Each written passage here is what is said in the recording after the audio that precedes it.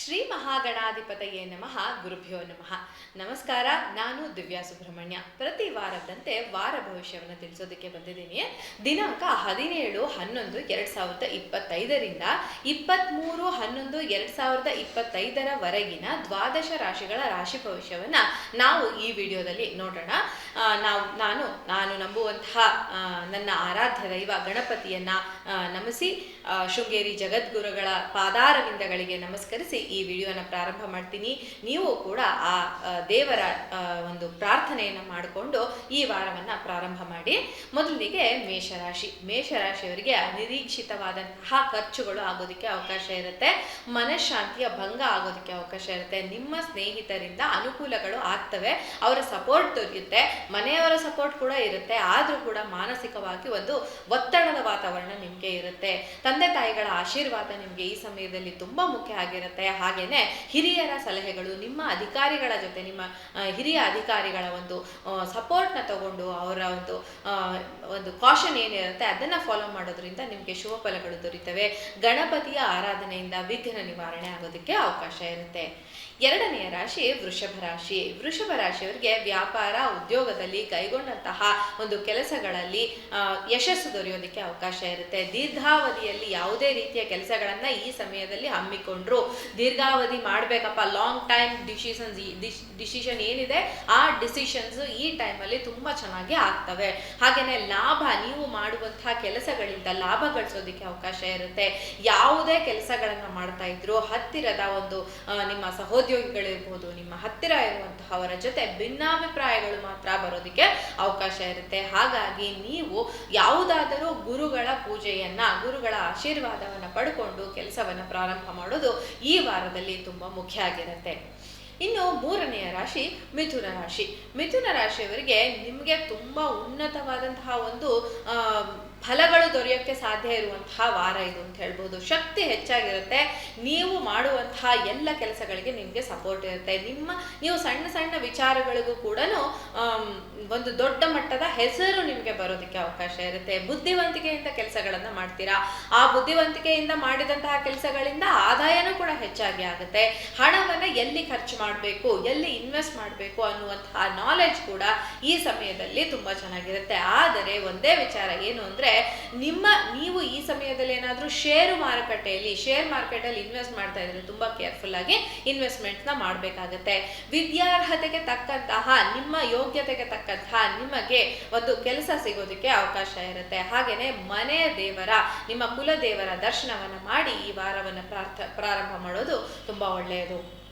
ಇನ್ನು ನಾಲ್ಕನೆಯ ರಾಶಿ ಕರ್ಕಾಟಕ ರಾಶಿಯವರಿಗೆ ಹೆಚ್ಚು ಹಣದ ಬಯಕೆ ನಿಮಗೆ ಜಾಸ್ತಿ ಆಗ್ತಾ ಹೋಗುತ್ತೆ. ನೀವು ನಿಮ್ಮ ಸುತ್ತಮುತ್ತಲು ಏನ್ ನಡೀತಿದೆ ಅನ್ನೋದ್ರ ಒಂದು ಪರಿವೇನೆ ನಿಮ್ಗೆ ಇಲ್ಲದೆ ಹೋಗ್ಬೋದು. ಅಂದ್ರೆ ನಾನು ಹಣಕ್ಕಾಗಿ ಈ ಕೆಲಸ ಮಾಡ್ತಿದ್ದೀನಿ ನಿಮ್ಗೆ ಅನ್ಸಲ್ಲ, ಬಟ್ ನೀವು ಹಣಕ್ಕಾಗಿ ಎಲ್ಲ ಕೆಲಸಗಳನ್ನ ಮಾಡಿರ್ತೀರಾ. ಇದರಿಂದ ಸ್ವಲ್ಪ ನಿಮ್ಗೆ ಕೆಟ್ಟ ಹೆಸರು ಬರೋದಕ್ಕೆ ಅವಕಾಶ ಇರುತ್ತೆ. ದೂರ ಪ್ರಯಾಣ ಮಾಡೋದಕ್ಕೆ ಸಾಧ್ಯತೆ ಇರುತ್ತೆ. ದೂರ ಪ್ರಯಾಣದಲ್ಲಿ ಮತ್ತೆ ಹಣ ವ್ಯಯ ಅನವಶ್ಯಕವಾಗಿ, ಇದರಿಂದ ಒಂದು ಮನೋರೋಗ ನಿಮ್ಗೆ ಪ್ರಾರಂಭ ಆಗೋದಕ್ಕೆ ಅವಕಾಶ ಇರುತ್ತೆ. ಯಾರ ಮೇಲೂ ಅವಲಂಬನೆ ಬೇಡ. ಈ ಸಮಯದಲ್ಲಿ ನಿಮ್ಮ ಕೆಲಸಗಳನ್ನ ನೀವು ಮಾಡಿ, ನಿಮ್ಮ ಇಂಟ್ಯೂಷನ್ ಏನ್ ಹೇಳುತ್ತೆ ಅದನ್ನ ಮಾಡ್ತಾ ಹೋದಾಗ ನಿಮಗೆ ಸ್ವಲ್ಪ ಮಟ್ಟಿಗೆ ಲಾಭ ಬರೋದಕ್ಕೆ ಅವಕಾಶ ಇರುತ್ತೆ. ಆರೋಗ್ಯದಲ್ಲಿ ಕೂಡ ಸ್ವಲ್ಪ ಏರುಪೇರುಗಳಾಗೋದಕ್ಕೆ ಈ ವಾರ ಅವಕಾಶ ಇದೆ. ಹಾಗಾಗಿ ಶಿವನಾಮ ಸ್ಮರಣೆಯನ್ನ, ಶಿವನ ಆರಾಧನೆಯನ್ನ ಮಾಡೋದು ತುಂಬಾ ಮುಖ್ಯ. ಇನ್ನು ಐದನೆಯ ರಾಶಿ ಸಿಂಹರಾಶಿಯವರಿಗೆ ನಿಮ್ಮ ಸ್ನೇಹಿತರ ಬೆಂಬಲ ನಿಮಗೆ ಯಾವಾಗಲೂ ಇರುತ್ತೆ. ನಿಮ್ಮನ್ನು ಸಂತೋಷವಾಗಿ ಇರೋದಕ್ಕೆ ನಿಮಗೆ ಏನು ಸಹಾಯ ಬೇಕೋ ಆ ಸಹಾಯವನ್ನ ನಿಮ್ಮ ಸ್ನೇಹಿತರು, ನಿಮ್ಮ ಸಂಬಂಧಿಕರು, ನಿಮ್ಮ ಒಂದು ಹತ್ತಿರದವರು ನಿಮಗೆ ಮಾಡ್ತಾರೆ. ಅತಿ ಉದಾರವಾದಂತಹ ಒಂದು ವರ್ತನೆಯನ್ನು ನಿಮ್ಮ ಜೊತೆಗೆ ಇಟ್ಕೊಂಡಿರ್ತಾರೆ. ನಿಮ್ಮನ್ನ ಒಳ್ಳೆ ಪ್ರೋಗ್ರಾಮ್ಗಳಿಗೆ, ನಿಮ್ಮ ಫಂಕ್ಷನ್ಗಳಿಗೆ ಕರೆಯೋದು, ಅಲ್ಲಿ ನಿಮಗೆ ಒಂದು ಸ್ಥಾನಮಾನವನ್ನು ನೀಡೋದು, ಅದರಿಂದ ನೀವು ತುಂಬಾ ಒಳ್ಳೆಯ ಒಂದು ಸಂತೋಷವಾಗಿರೋದಕ್ಕೆ ಅವಕಾಶ ಇರುತ್ತೆ. ಮನೆಯವರೊಂದಿಗೆ ಕೂಡ ಸಂತೋಷವಾಗಿ ಕಾಲವನ್ನ ಕಳೆಯೋದು ಅವಕಾಶ ಇದೆ. ಅದರಲ್ಲೂ ವಾರಾಂತ್ಯ ತುಂಬಾ ಶುಭದಾಯಕವಾಗಿ ಇರುತ್ತೆ. ನೀವು ಅಂದುಕೊಂಡಂತಹ ಕೆಲಸಗಳು ಸುಸೂತ್ರವಾಗಿ ನಡೀತಾರೆ. ಆ ಗುರು ರಾಯರ, ರಾಘವೇಂದ್ರ ಸ್ವಾಮಿಗಳ ದರ್ಶನವನ್ನು ಮಾಡೋದ್ರಿಂದ ನಿಮಗೆ ಇನ್ನೂ ಹೆಚ್ಚಿನ ಶುಭ ಫಲಗಳು ದೊರೆಯುತ್ತವೆ. ಇನ್ನು ಕನ್ಯಾ ರಾಶಿಯವರಿಗೆ ಮನೆಯಲ್ಲಿ ಅಶಾಂತಿಯ ವಾತಾವರಣ ಇರುತ್ತೆ. ನಿಮಗೆ ಅನಗತ್ಯವಾದಂತಹ ಮಾನಸಿಕ ಒತ್ತಡವನ್ನ ನೀವೇ ತಂದುಕೊಳ್ತೀರಾ. ಆಗ್ತೀರಾ. ಜೊತೆಗೆ ಮನೆಯವರ ಸಪೋರ್ಟ್ ಕೂಡ ಈ ಸಮಯದಲ್ಲಿ ಇಲ್ಲದೆ ಹೋಗ್ಬೋದು. ಹಿರಿಯ ಅಧಿಕಾರಿಗಳು, ನಿಮ್ಮ ಮೇಲಿನ ಅಧಿಕಾರಿಗಳು ಏನಿದ್ದಾರೆ ಅವರು ಅವರ ಪವರ್ನ ತೋರ್ಸಕ್ ಹೋಗ್ತಾರೆ ನಿಮ್ಮ ಮೇಲೆ. ಇದರಿಂದ ನಿಮಗೆ ಒಂಥರ ಮನಸ್ತಾಪಗಳು, ಅವ್ರ ಜೊತೆಗೆ ಒಂದು ಮನೋರೋಗ, ಹಾಗೇನೆ ಆರೋಗ್ಯ ಕೂಡ ಏರುಪೇರಾಗುತ್ತೆ. ಸಂಗಾತಿಯ ಜೊತೆಗೆ ಒಂದು ಹಣದ ವಿಚಾರಕ್ಕೆ ವೈಮನಸ್ಸುಗಳು ಏರ್ಪಡೋದಕ್ಕೆ ಅವಕಾಶ ಇರುತ್ತೆ. ನಿಮ್ಮ ಸಮಸ್ಯೆಗಳನ್ನ ಮರೆತು ನಿಮ್ಮ ಕುಟುಂಬ ಸದಸ್ಯರ ಜೊತೆ, ನಿಮ್ಮ ಮಕ್ಕಳ ಜೊತೆ ನೀವು ಈ ಸಮಯವನ್ನ ಕಾಲ ಕಳೆಯೋದ್ರಿಂದ ನಿಮಗೆ ಖಂಡಿತ ಶುಭ ಫಲಗಳು ದೊರೆಯುತ್ತವೆ. ಅದಕ್ಕಿಂತ ಮುಖ್ಯವಾಗಿ ಆ ಗಣಪತಿಯ ದರ್ಶನ, ಗಣಪನನ್ನ ಆರಾಧನೆ ಮಾಡೋದ್ರಿಂದ ಶುಭ ಫಲಗಳು ದೊರೆಯುತ್ತವೆ. ಇನ್ನು ತುಲಾರಾಶಿ. ತುಲಾರಾಶಿಯವರಿಗೆ ಕೆಲಸದ ಜಾಗದಲ್ಲಿ, ನೀವು ಕೆಲಸ ಮಾಡುವಂತಹ ಜಾಗದಲ್ಲಿ ಹೆಚ್ಚು ಜವಾಬ್ದಾರಿ ನಿಮ್ಮ ತಲೆಯ ಮೇಲೆ ಬೀಳುತ್ತೆ. ಇದರಿಂದ ಸ್ವಲ್ಪ ಬರ್ಡನ್ ಆಗಿದೆ ಅಂತ ಅನ್ನುವಂಥ ಫೀಲ್ ಆಗ್ತಾ ಇರುತ್ತೆ. ಮಾಡುವಂತಹ ಕೆಲಸಗಳನ್ನ ನಿಭಾಯಿಸೋದಕ್ಕೆ ತುಂಬಾ ಹರಸಾಹಸವನ್ನ ಮಾಡ್ತಾ ಇರ್ತೀರಾ. ಹಾಗೇನೆ ವಾದ ವಿವಾದಗಳಲ್ಲಿ ಸಿಕ್ಕಿ ಹಾಕಿಕೊಳ್ಳುವಂತಹ ಅವಕಾಶ ಇರುತ್ತೆ. ತಂದೆ ತಾಯಿಯರ ಒಟ್ಟಿಗೆ ಕೂಡ ನಿಮ್ಮ ಮನಸ್ತಾಪ ಆಗೋದಕ್ಕೆ ಅವಕಾಶ ಇರುತ್ತೆ. ನೀವು ಹಾಕಿದಂತಹ ಯಾವುದೋ ಒಂದು ಪ್ಲಾನ್ ಇರುತ್ತೆ, ಆ ಪ್ಲಾನೇ ಉಲ್ಟಾ ಹೊಡೆಯೋದಕ್ಕೆ ಅವಕಾಶ ಇರುತ್ತೆ. ಈ ಸಮಯದಲ್ಲಿ ನೀವು ಆ ಪಾರ್ವತಿ ದೇವಿಯ ಒಂದು ದರ್ಶನವನ್ನ, ಯಾವುದೇ ಶಕ್ತಿ ದೇವತೆಯ ದರ್ಶನವನ್ನ ಮಾಡಿ ಮುಂದಕ್ಕೆ ಹೋಗೋದು ತುಂಬಾ ಒಳ್ಳೆಯದು. ಇನ್ನು ವೃಶ್ಚಿಕ ರಾಶಿ. ವೃಶ್ಚಿಕ ರಾಶಿಯವರಿಗೆ ಅಂದುಕೊಂಡಂತಹ ಕೆಲಸಗಳು ಪೂರ್ಣಗೊಳ್ತವೆ, ಸರಿಯಾದ ಸಮಯಕ್ಕೆ ಪೂರ್ಣಗೊಳ್ತವೆ. ಯಾವುದೇ ಕಾರಣಕ್ಕೆ ನಿಮ್ಮ ಮಕ್ಕಳ ವಿದ್ಯಾಭ್ಯಾಸದ ಕಡೆಗೆ ನೀವು ಗಮನವನ್ನು ಕೊಡಬೇಕು. ಕೆಲಸಗಳನ್ನು ಆಗ್ತವೆ, ಆದರೆ ಮಕ್ಕಳ ವಿದ್ಯಾಭ್ಯಾಸದ ಕಡೆಗೆ ಹೆಚ್ಚಿನ ಒಂದು ಗಮನ ಕೊಡುವ ಅವಶ್ಯಕತೆ ಇರುತ್ತೆ. ನಿಮ್ಮ ಮಿತ್ರರಿಂದ ಕೂಡ ನಿಮಗೆ ಸಹಾಯ ಆಗೋದಕ್ಕೆ ಅವಕಾಶ ಇರುತ್ತೆ. ನಿಮ್ಮ ಫ್ರೆಂಡ್ಸ್ ನಿಮಗೆ ಸಪೋರ್ಟಿವ್ ಇರ್ತಾರೆ. ನೀವು ಮಾಡುವಂತಹ ಕೆಲಸದಲ್ಲಿ ಒಂದು ತೃಪ್ತಿ ಅಂತ ಹೇಳ್ತೀವಲ್ಲ, ಅಂದ್ರೆ ನನಗೆ ಸ್ಯಾಟಿಸ್ಫ್ಯಾಕ್ಷನ್ ಇದೆಯಪ್ಪ ಈ ಕೆಲಸ ಮಾಡೋದ್ರಿಂದ ಅನ್ನುವಂತಹ ಕೆಲಸವನ್ನ ನೀವು ಮಾಡೋದಕ್ಕೆ ಅವಕಾಶ ಇರುತ್ತೆ. ವೃದ್ಧರಿಗೆ, ಬಡವರಿಗೆ ಸಹಾಯವನ್ನ ಮಾಡೋದ್ರಿಂದ ನಿಮಗೆ ಇನ್ನೂ ಹೆಚ್ಚಿನ ಶುಭ ಫಲಗಳು ದುಡಿತಾ ಹೋಗ್ತವೆ. ಹಾಗೇನೆ ನಿಮ್ಮ ಮಕ್ಕಳು ಕೂಡ ನಿಮ್ಮ ಮಾತು ಕೇಳೋದಕ್ಕೆ ಅವಕಾಶ ಇರುತ್ತೆ.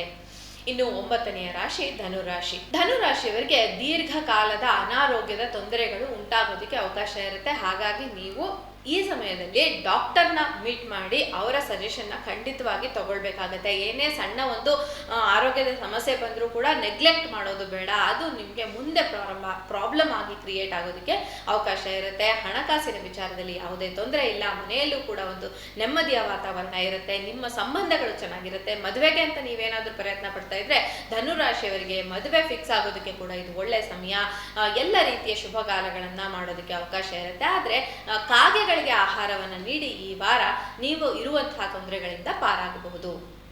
ಇನ್ನು ಮಕರ ರಾಶಿ. ಮಕರ ರಾಶಿಯವರು ಆತ್ಮವಿಶ್ವಾಸ ಹೆಚ್ಚಾಗಿ ಇರುವಂತಹ ವಾರ. ವ್ಯಾಪಾರ ವ್ಯವಹಾರದಲ್ಲಿ ಹಾಗೂ ಕೆಲಸ ಕಾರ್ಯಗಳಲ್ಲಿ ಜಯವನ್ನ ಸಾಧಿಸೋದಕ್ಕೆ ಅವಕಾಶ ಇರುತ್ತೆ. ನಿಮ್ಮ ಒಂದು ದೂರದ ಪ್ರಯಾಣ, ಎಲ್ಲೋ ಲಾಂಗ್ ಡಿಸ್ಟೆನ್ಸ್ ಟ್ರಾವೆಲ್ ಮಾಡಬೇಕು, ಅದರಿಂದ ಕೂಡ ನಿಮಗೆ ಲಾಭ ಆಗೋದಕ್ಕೆ ಅವಕಾಶ ಇರುತ್ತೆ. ಸಾಮಾಜಿಕ ಕಾರ್ಯಗಳಲ್ಲಿ ಅಂದ್ರೆ ಯಾವುದಾದ್ರೂ ಸೋಷಿಯಲ್ ವರ್ಕ್ ಮಾಡ್ತಾ ಇರೋರಿಗೆ ಅಥವಾ ಮಾಡಬೇಕು ಅಂತಿರೋರಿಗೆ ಯಾವುದೋ ಒಂದು ದೊಡ್ಡ ಮಟ್ಟದ ಒಂದು ಹಣದ ಒಂದು ಹರಿವು ಬರೋದಕ್ಕೆ ಅವಕಾಶ ಇರುತ್ತೆ. ನೀವು ಒಬ್ಬ ಪ್ರಭಾವಿ ವ್ಯಕ್ತಿಯನ್ನ ಭೇಟಿ ಆಗ್ತೀರಾ, ಅವರಿಂದ ದೊಡ್ಡ ಮಟ್ಟದ ಒಂದು ಇನ್ಫ್ಲೂಯೆನ್ಸ್ ನಿಮ್ಮ ಮೇಲೆ ಆಗುತ್ತೆ. ಇದರಿಂದ ಕೂಡ ನೀವು ಒಳ್ಳೆಯ ಸ್ಥಾನವನ್ನ ಅಲಂಕರಿಸೋದಕ್ಕೆ ಅವಕಾಶ ಇರುತ್ತೆ. ನೀವು ಈ ಸಮಯದಲ್ಲಿ ಆಂಜನೇಯ ಸ್ವಾಮಿಯ ದರ್ಶನವನ್ನ ಮಾಡೋದು, ಪೂಜೆಯನ್ನ ಮಾಡೋದು ತುಂಬಾ ಒಳ್ಳೆಯದು.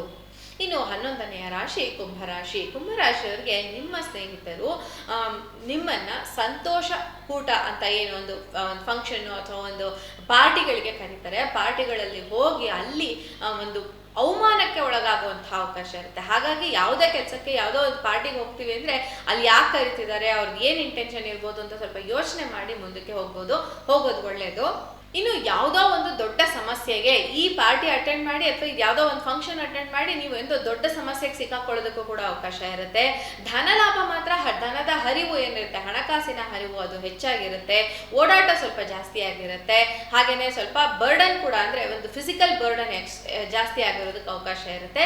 ಈ ಸಮಯದಲ್ಲಿ ನೀವು ಈಶ್ವರನ ಆರಾಧನೆಯನ್ನು ಮಾಡೋದ್ರಿಂದ ಕುಂಭರಾಶಿಯವರು ಇರುವಂತಹ ತೊಂದರೆಗಳ ನಿವಾರಣೆಯನ್ನ ಮಾಡ್ಕೊಳ್ಳೋದಕ್ಕೆ ಅವಕಾಶ ಇರುತ್ತೆ. ಇನ್ನು ಕೊನೆಯ ರಾಶಿ ಮೀನರಾಶಿ. ಮೀನರಾಶಿಯವರಿಗೆ ನಿಮ್ಮನ್ನ ಪ್ರೀತಿಸುವಂತಹ ವ್ಯಕ್ತಿಗಳನ್ನ ಯಾವತ್ತೂ ನೋಯಿಸಬೇಡಿ.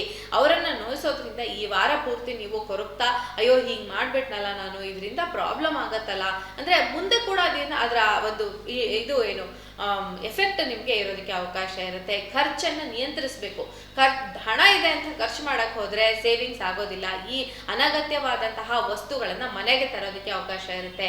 ಆ ವಸ್ತುಗಳನ್ನ ತಂದು ಮನೆಯವರಿಗೆ ಕೂಡ ಒಂದು ಮುಜುಗರದ ವಾತಾವರಣ, ಕಿರಿಕಿರಿಯ ವಾತಾವರಣವನ್ನ ಸೃಷ್ಟಿ ಮಾಡೋದಕ್ಕೆ ಅವಕಾಶ ಇರುತ್ತೆ. ಅನವಶ್ಯಕ ಧನ ವ್ಯಯ ಕೂಡ ಆಗೋದಕ್ಕೆ ಅವಕಾಶ ಇರುತ್ತೆ. ಹಾಗಾಗಿ ಮೀನರಾಶಿಯವರು ಹಣಕಾಸಿನ ವಿಚಾರದಲ್ಲಿ ಜಾಗರೂಕತೆಯಿಂದ ಇರಬೇಕು. ಇನ್ನು ಈ ಮೀನರಾಶಿಯವರು ಯಾವ ದೇವರ ಆರಾಧನೆಯನ್ನು ಮಾಡಬೇಕು ಅಂತ ಹೇಳಿದ್ರೆ, ಆ ಲಕ್ಷ್ಮೀ ವೆಂಕಟೇಶ್ವರ ಸ್ವಾಮಿಯ ಆರಾಧನೆಯನ್ನು ಮಾಡೋದ್ರಿಂದ, ದರ್ಶನವನ್ನ ಮಾಡೋದ್ರಿಂದ ನಿಮಗೆ ಈ ವಾರ ಅತ್ಯಂತ ಶುಭ ಫಲಗಳು ಅಥವಾ ಇರುವಂತಹ ಪ್ರಾಬ್ಲಮ್ಗಳೇನಿದೆ ಅದರಿಂದ ನಿವಾರಣೆಯನ್ನು ಪಡ್ಕೊಳ್ಳೋದಕ್ಕೆ ಅವಕಾಶ ಇರುತ್ತೆ. ಇದಾಗಿತ್ತು ಈ ವಾರದ ವಾರ ಭವಿಷ್ಯ. ನಿಮಗೆ ಈ ವಿಡಿಯೋ ಇಷ್ಟ ಆದರೆ ಲೈಕ್ ಮಾಡಿ, ಶೇರ್ ಮಾಡಿ, ಸಬ್ಸ್ಕ್ರೈಬ್ ಮಾಡಿ. ನಮಸ್ಕಾರ.